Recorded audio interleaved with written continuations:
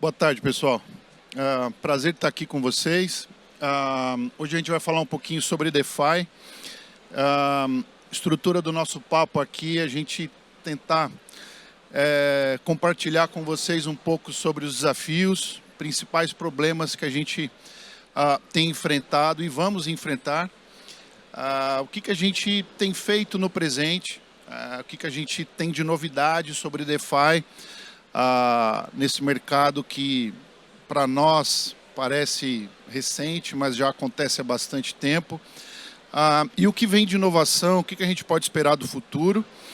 E eu acho interessante a gente voltar um pouquinho no tempo e olhar em 2022, logo no começo, nós tínhamos um movimento muito grande em cima dos protocolos DeFi. Nós tínhamos aproximadamente 200 bilhões em volume de negócios, e isso em poucos meses, em 2, 3 meses, caiu para 80 bilhões. Então a ideia é a gente conseguir entender esses movimentos do mercado, não só por conta da especulação, mas também entender quais são os riscos financeiros, quais são os riscos de segurança, problemas de otimização.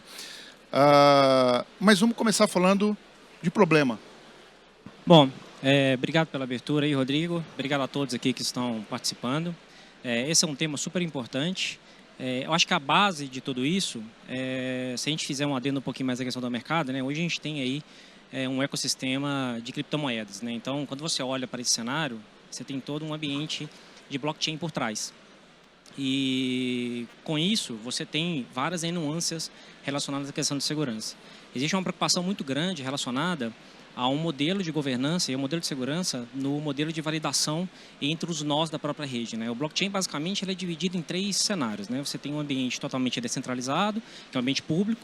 Você tem uma estrutura híbrida, né? Que você pode compartilhar ali um modelo ali, tanto corporativo, como compartilhar isso também com a comunidade, que hoje existe por trás de todo esse ecossistema.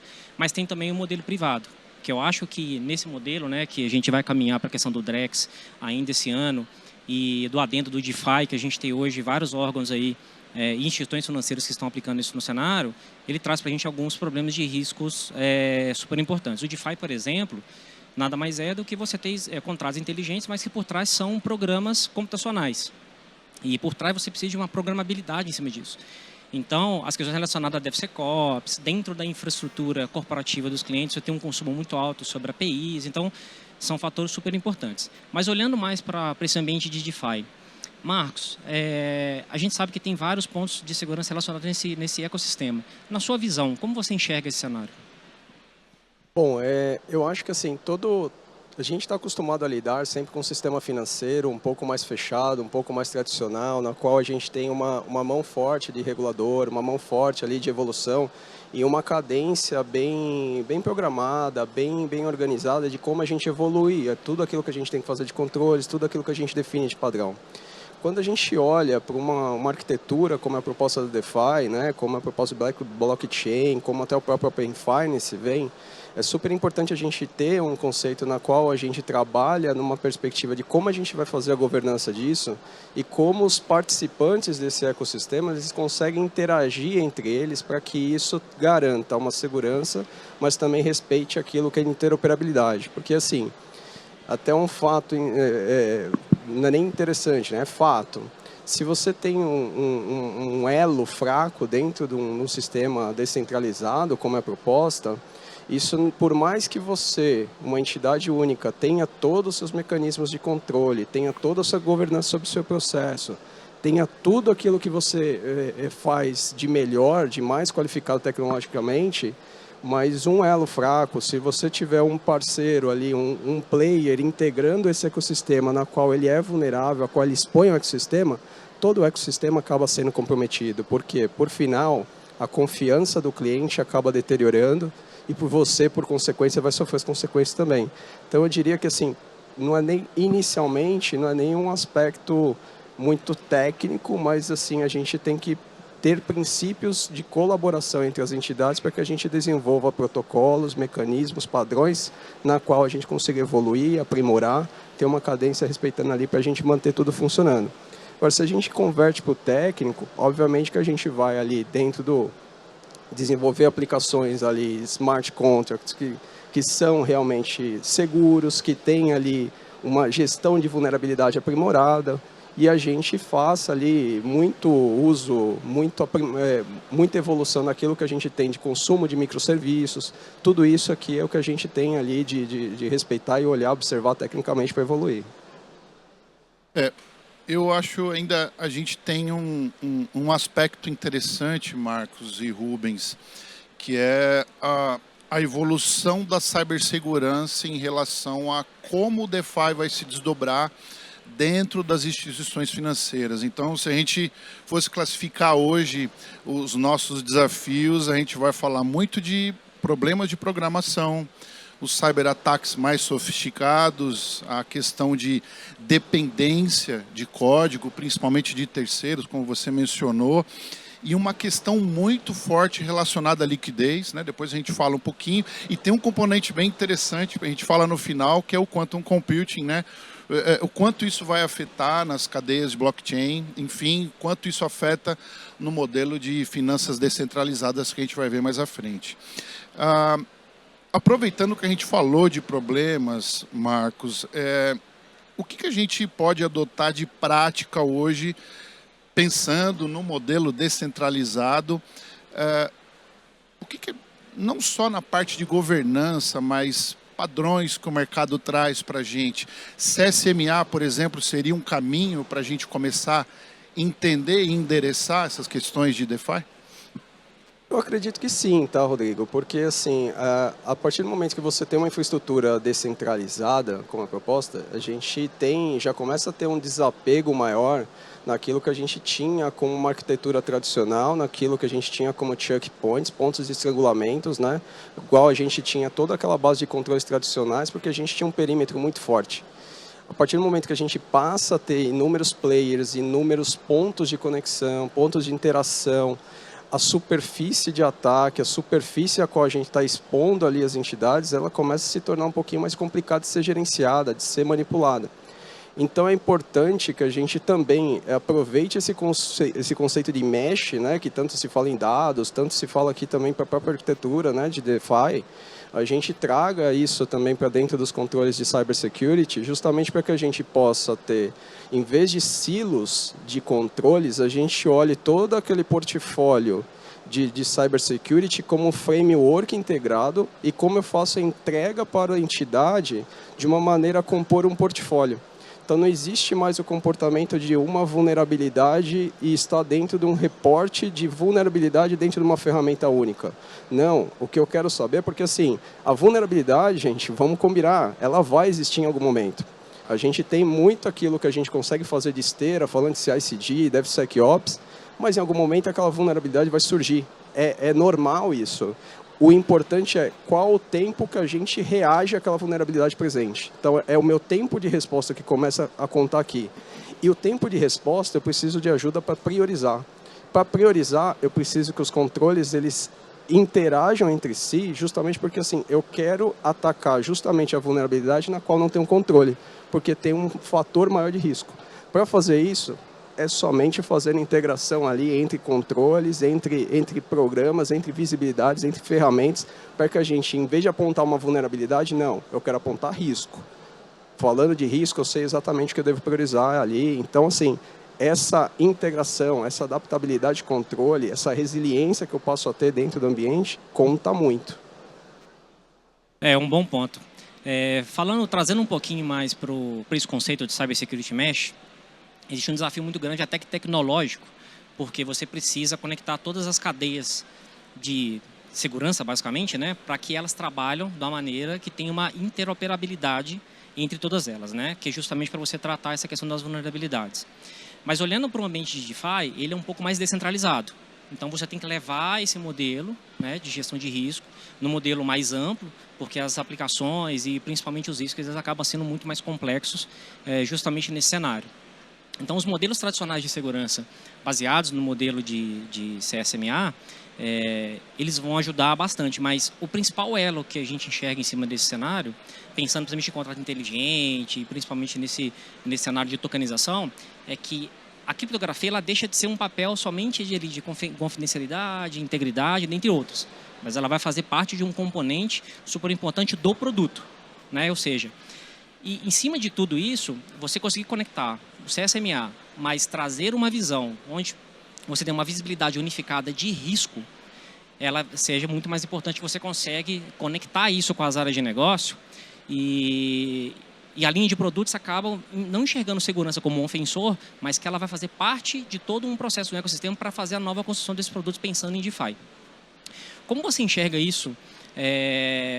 Aplicar um security by design, que hoje a gente pensa muito, baseado muito na questão de software e programabilidade, mas a gente tem que olhar o security by design como arquitetura, né, nesse cenário, trazendo o time de negócio junto. Como você enxerga esse cenário? Eu acho que justamente assim, a questão de você fazer uma modelagem de ameaça, justamente quando você está fazendo design de produtos e serviços, e essa questão de Drex, blockchain, própria Open Finance é super importante, porque assim, você pega aquilo que eram pilares exclusivamente de segurança, passa a se tornar composição de entrega de serviços e produtos das entidades. Então, a segurança ela passa de ser um backstage total, na qual a gente fica lá em laboratório, internado, vendo a Matrix. Fundo, né? No navio, Marcão. Exatamente.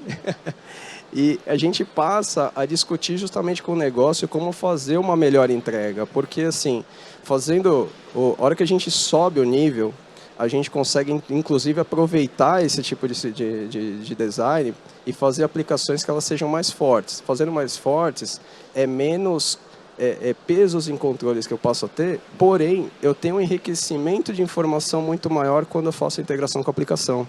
Porque eu passo a desenvolver padrões e fazer interpretações ali de risco, baseado muitas vezes em comportamento, baseado em enriquecimento de informações que vem da própria aplicação.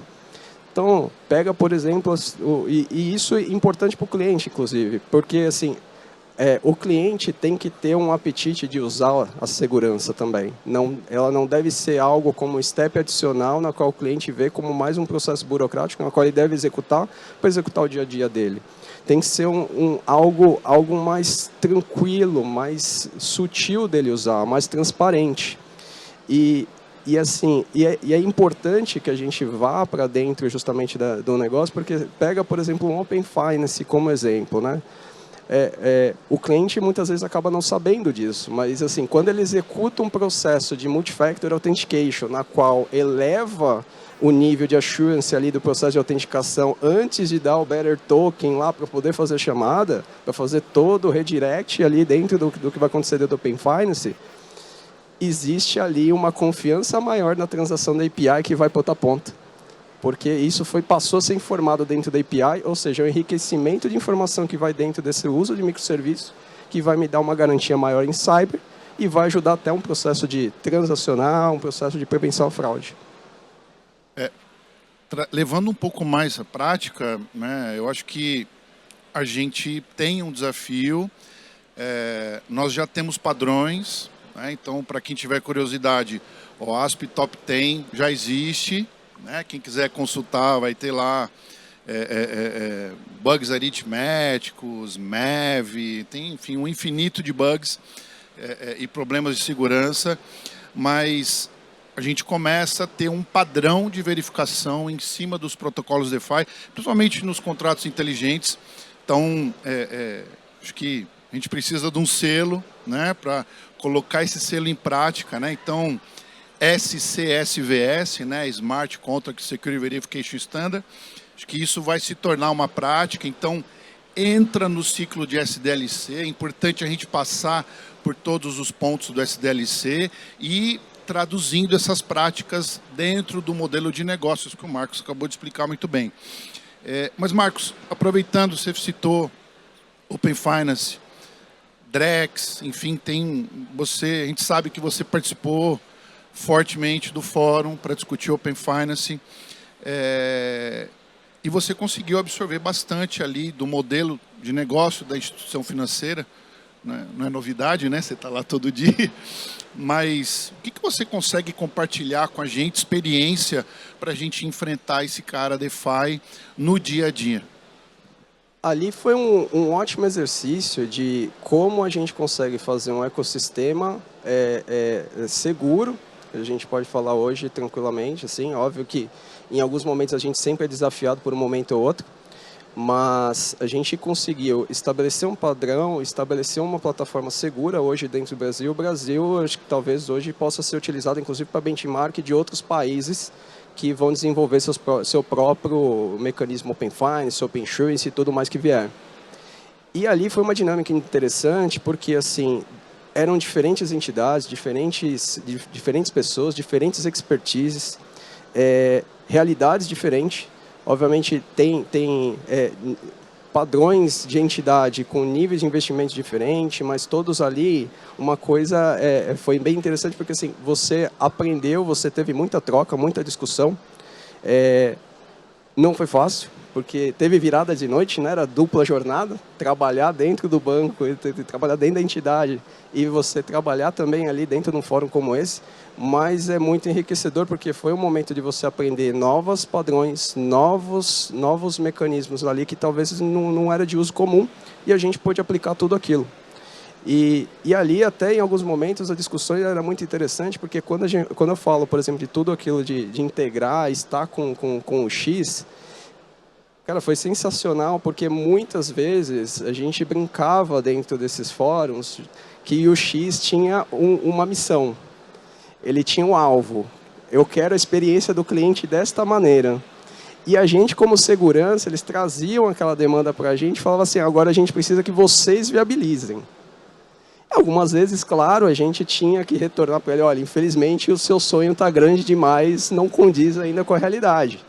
Vamos aterrissar um pouquinho aqui, mas posso dizer que no 80, padrão 80-20, 80% das vezes a gente era colocado o desafio na mesa, a gente se juntava, saía do outro lado e chegava num modelo de uso, de caso de uso, que atendia a experiência do usuário e respeitava tudo aquilo que a gente queria com segurança e ainda com o pessoal de prevenção à fraude ali, parelho a gente ali acompanhando toda a discussão.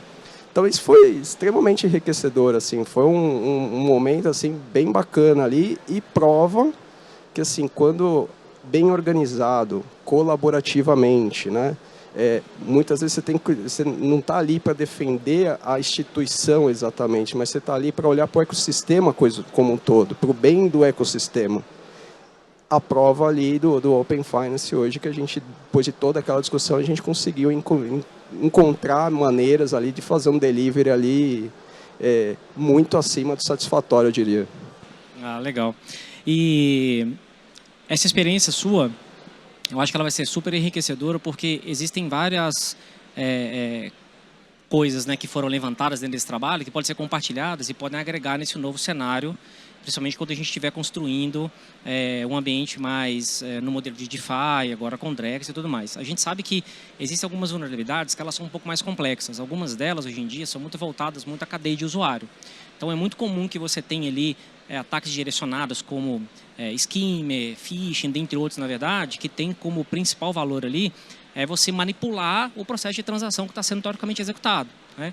Então, quando você olha para a infraestrutura blockchain, basicamente vai ser necessário ter uma colaboração entre as entidades ali, que cada instituição vai ter que fazer parte de um modelo de validação dentro daqueles blocos, na verdade, mas existe uma precaução muito grande de você ter uma violação de um bloco específico, né? Para justamente, às vezes, até atrasar algum modelo de transação financeira. Que, se a gente pegar um exemplo de uma infraestrutura tradicional, é como se fosse meio que um DDoS. Você para o serviço e isso atrasa todo um processo de transação que está sendo feito. Então, isso causa um risco financeiro super alto. Por outro lado, se a gente pegar no modelo de tokenização, olhando mais para a questão do DeFi, as vulnerabilidades que podem acontecer dentro dos contratos inteligentes, que a gente já falou de vulnerabilidade dentro do ciclo de desenvolvimento, porque, querendo ou não, né, o smart contract ele acaba sendo um modelo programável. Então, a partir do momento que você já programou aquela ciência de dados, com aquela ciência de negócios, ele roda de maneira automatizada dentro daquele ecossistema. Mas como que você enxerga essa proteção do usuário, que tem que ser diretamente adequada ali, porque eu entendo que os bancos eles vão ter uma preocupação, olhando para o ponto de criptografia, tem que ter uma custódia das chaves internamente, né, justamente para prover esse mecanismo de segurança. Como você enxerga isso olhando para esse cenário? Eu acho que assim, primeiro, quando a gente fala de instituição financeira, acho que todos estão muito mais do que acostumados, até por processos criptográficos, já são parte integrantes do nosso dia a dia. Então, muito daquilo que a gente pegou como evolução ao longo do tempo, vem, por exemplo, até de bandeiras de cartão, especificações que bandeiras acabam fazendo, normativas. Então, tudo aquilo que é de gestão, custódia de chaves, passa por como eu faço um setup correto de um hardware criptográfico, né? Então, tudo isso ele passa a ser um componente importante. Só que isso é a ponta final, né? É algo que eu faço ali dentro do backstage, é aquele processo de segurança que não aparece para o usuário, não acaba sendo transferido para o usuário não sabe o que é HSM, o cliente final não sabe o que é HSM, e eu acho que assim, não é de relevância que ele saiba, que ele se preocupe com isso, né? Mas é importante que a gente saiba. E em especial que, assim, justamente o processo ele começa de baixo. E justamente, indo, por exemplo, uma característica de blockchain, proteção das wallets em si, você precisa estar com uma custódia correta, você precisa estar com uma implementação correta ali, justamente para você proteger essa última ponta. Porém, quando a gente olha, eu acho que ainda a superfície, e aí a gente olha o mar aberto, né? Acho que ainda a parte de vulnerável ainda vulnerável não diria, né? Acho que é incorreto, né? Mas assim, a parte de maior fraqueza, maior exposição, justamente na smart contract. Então, se você não tiver ali uma construção bem feita, bem arquitetada, de como você vai fazer todo o uso desse ecossistema para bater no final e fazer uma chamada criptográfica para o teu HSM, para fazer todo o processo, seja de blockchain ou seja de uma transação financeira tradicional, você acaba expondo o seu ambiente. Então, não tem segredo, não tem milagre. Você volta para a história toda de gestão de vulnerabilidade, você volta para modelagem de ameaça, você volta para esteiras de desenvolvimento, DevSecOps. Não tem muito segredo aqui. Obviamente que a gente tem que ter ali uma deixa ali para a gente evoluir os nossos controles, porque assim, a gente está indo para um cenário na qual fazer validações estáticas, simplesmente, não vão funcionar mais, né? Eu acho que tem um ponto interessante no meio de toda essa nossa discussão, que tem uma sigla nova, né? Que é o DPIN. E eu acho que infraestruturas físicas descentralizadas, né, conectadas às arquiteturas blockchain, e essas redes elas vão começar a se classificar privadas, híbridas, públicas, e eu acho que não resolve o problema de segurança em DeFi, mas a gente vai conseguir organizar e orquestrar com o CSMA que a gente comentou, trazendo um pouco de recompensa para dentro desse modelo, né? Então a gente reduz um pouco a especulação, né? E quando você reduz a especulação, automaticamente você está reduzindo a quantidade de hacks que você tem a cada trimestre, cada report que a gente solta. Então eu acredito que adotando essas práticas de orquestração, conectando um pouco, data mesh até, né? A questão de cyber security mesh, adotando essa infraestrutura DPIN, né, um nome diferente, mas adotando esse padrão, a gente consegue construir esse modelo de recompensa, extrapola um pouco o nosso mundo aqui de segurança, mas eu acredito que vai se tornar uma prática de negócio que automaticamente, diretamente vai afetar a forma como o protocolo DeFi vai transacionar no mercado, né? Então, de novo, não vai resolver, mas é um tema interessante e eu acredito que é uma ideia, né, que o mercado com certeza vai construir. Já existe hoje, já movimenta 20 bilhões de dólares esse tipo de infraestrutura, e eu vejo que nesse cenário a gente vai ter... O cara de segurança sempre fica para trás, né?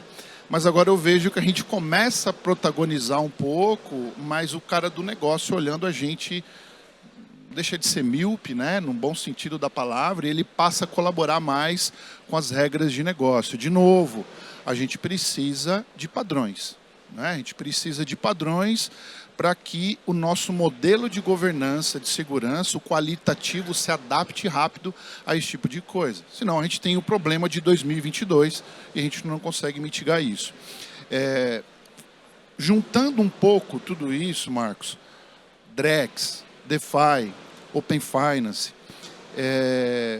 o que a gente enxerga de inovação, o que a gente já falou de CSMA, problema, DPIN, criptografia, mas o que roadmap que a gente pode projetar para trabalhar hoje nas instituições financeiras? IA, por exemplo, GenAI seria um caminho para a gente poder começar a prospectar dentro do nosso dia a dia? Primeiro, eu acho que a gente volta ao detalhe, acho que assim, Rodrigo, super concordo aqui, assim, a gente tem que pegar aquilo que é conceitual mesh, não importa se é mesh dados, cyber mesh ou DeFi, né, que é um mesh financeiro, mas a gente olhar como característica, porque assim, tudo isso passa por uma parte de orquestração bem interessante.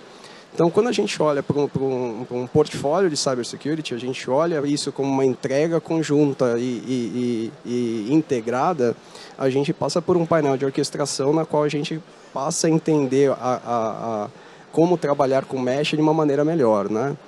E falando a respeito de IA, né, acho que não dá para a gente, na atual circunstância, no ano, não deixar de falar de IA, mas eu acho que assim, a gente tem que olhar por três óticas, eu diria, Rodrigo. A primeira, assim, é como que a gente ajuda o negócio a fazer o uso de IA de uma maneira mais correta, mais assertiva, que não exponha as entidades além daquele apetite de risco já declarado, né? Risco sempre vai ter. O importante é respeito ao apetite de risco de cada entidade, né? A outra ótica é a gente está bem antenado como cyber, como os atacantes vão se beneficiar do uso de IA para fazer ataques direcionados às nossas entidades, né, ao ecossistema em si. E a terceira ótica é como a gente olha os nossos processos, olhamos os nossos controles para aprimorar aquilo que eu faço. Então, resgatando aquilo que... Falando um pouco da segunda e da terceira ótica, né? Aquilo que a gente faz, aquilo que a gente testa de controle, como é que eu continuo monitorando no meu controle? Eu não quero ser avisado por ninguém que meu controle está falhando. Então, como que eu uso IA para garantir que eu tenha um teste contínuo de controle? Como que eu uso IA para garantir que eu tenha padrões de baseline implementado, eu tenho métricas e KPIs integrados ali entre ferramentas, para que eu seja alertado em caso de alteração desses baselines. Como que eu identifico padrões de comportamento que não são mais estáticos.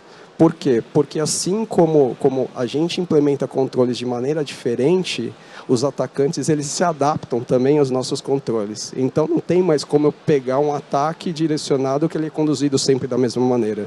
Então, como que eu coloco essa inteligência para trabalhar, para me ajudar a identificar esse tipo de comportamento dentro do ambiente?